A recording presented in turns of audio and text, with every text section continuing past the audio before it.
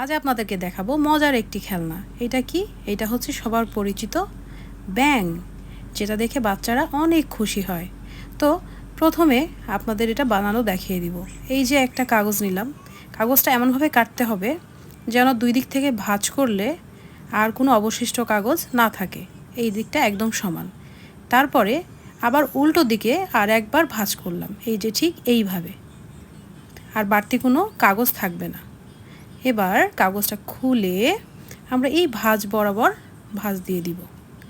দেখেন কি সুন্দর একটা চারকোনা হয়ে গেল। তারপরে এই যে ছোট ছোট অংশগুলো এভাবে ভাঁজ দিয়ে নিব, নিচেরটাও এভাবে ভাঁজ দিব। এই যে এরকম একটা ডিজাইন আসলো। এবার এইটাকে আর একবার ফোল্ড করব, এই যে এইভাবে ফোল্ড করে ফেলবো। তারপরে এই যে দেখেন, হ্যাঁ ঠিক এইরকম হলো। এবার এই কাগজটাকে আমরা উল্টিয়ে নিব, যে কোনো একদিকে এভাবে ভাঁজ দিলেই হবে। এই যে এই স্টাইলটা নিলাম আমি।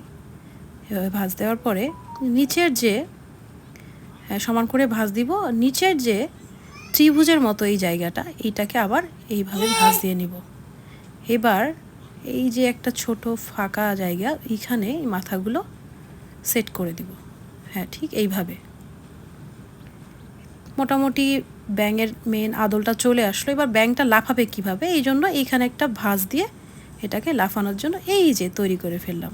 এটা দেখে বাসার বাচ্চারা অনেক আনন্দ পায়।